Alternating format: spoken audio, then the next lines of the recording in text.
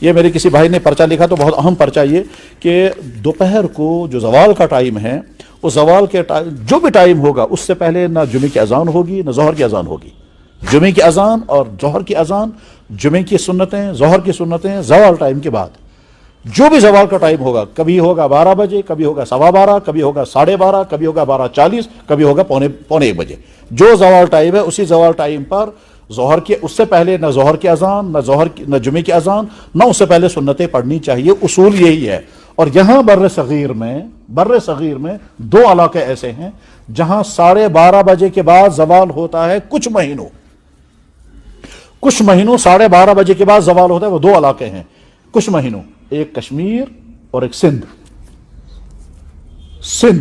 جو راجستھان سے ملا ہوا علاقہ ہے. وہاں پونے 1 بجے کبھی کبھی زوال کا ٹائم آتا ہے وہاں پہ اور یہاں کشمیر میں بھی 2-3 مہینوں میں. اسی فروری اور مارچ کے مہینے میں یہاں پونے 1 بجے کے قریب زوال کا ٹائم. بہرحال یہ مسجد والوں کو بھی اماموں کو بھی اچھی طرح سے سمجھ کر کے رکھنا ہے.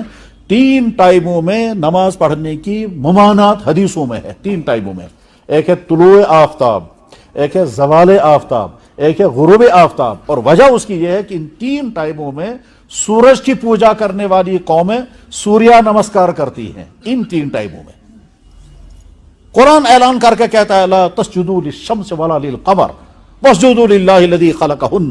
نہ سورج کو سجدے کرو نہ چاند کو سجدے کرو، سجدے اس کو کرو جس نے سورج و چاند پیدا کیا. ہمارا دین حق. مخلوق ہے، وہ معبود نہیں ہے. تو جو قومیں مخلوقات کو معبود بناتی ہیں، سورج کی پوجا کرتی ہیں، اللہ کے نبی صلی اللہ علیہ وسلم نے فرمایا جن ٹائموں میں وہ سورج کی پوجا کرتی ہیں ان ٹائموں میں ہم نماز بھی نہیں پڑھیں.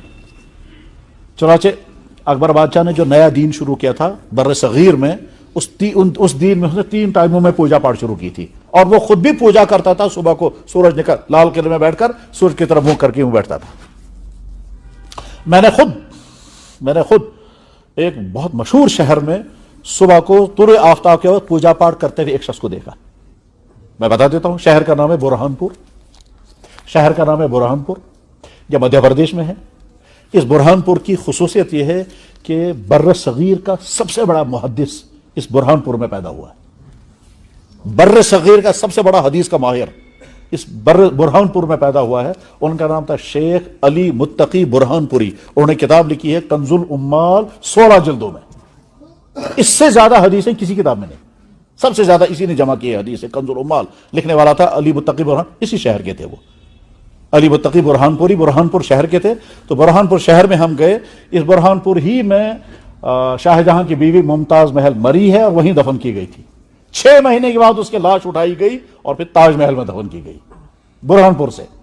اس برہانپور میں ہم صبح کو گئے تھے ایک مسجد دیکھنے کے لیے جو شاہ جہاں نے بنائی تھی. اور مسجد کی خصوصیت یہ ہے کہ جب امام کھڑا ہوتا ہے تو مسجد اس طرح سے بنائی گئی ہے کہ آخری صف میں جو آدمی ہے اس تک بھی ویسی آواز پہنچتی ہے جیسے پہلی صف کے آدمی.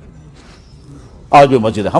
ہم بھی کھڑے ہو گئے وہاں مسجد میں، اللہ اکبر پڑھا تو جو سب سے اخیر میں وہاں پیچھے کھڑا تھا اس نے کہا آواز آ گئی. پھر اس کو وہاں پہلی صف میں لایا گیا، پڑھا اللہ اکبر تو کہا جیسے وہاں آواز آئی تھی ویسے یہاں بھی آواز آئی. یہ کوئی معجزہ نہیں، کوئی کرامت نہیں ہے. یہ آرکیٹیکچر کا ایسا کوئی سسٹم ہے کہ وہ آوازیں کیسے گھوم کر کے وہاں پہنچتی ہے. اس مسجد کو دیکھنے کے لیے گئے. مسجد کے باہر جب نکلے تو وہاں ایک آدمی پوجا پاٹ کر رہا تھا سورج کی طرف ایسے، کیونکہ سورج نکلنے والا تھا اشراق کا وقت. تو سورج کی پوجا کرنے والی قومیں سوریہ نمسکار کرتی ہیں، آتش پرست قومیں. ان 3 ٹائموں میں اللہ کے نبی نے ان 3 ٹائموں سے نماز پڑھنے کو منع کیا. طلوع آفتاب، زوال آفتاب، غروب آفتاب. یہ طلوع آفتاب جو سا ٹائم آئے گا اس ٹائم میں نماز پڑھنا منع، اور زوال آفتاب جس ٹائم آئے گا اس ٹائم میں نماز پڑھنا منع، اور غروب آفتاب جس ٹائم آئے گا اس ٹائم میں نماز پڑھنا منع. اور یہ ہر علاقے کے لیے الگ الگ ہے. ایسا ہو سکتا ہے اس وقت یہاں زوال آفتاب کا ٹائم ہے نماز پڑھنا منع، دوسری کے علاقے میں نماز پڑھی جا رہی ہوگی وہاں زوال آفتاب نہیں ہے. مسئلہ سمجھ کر کے رکھنا چاہیے. وآخر دعوانا ان الحمد للہ رب العالمین برحمتک یا ارحم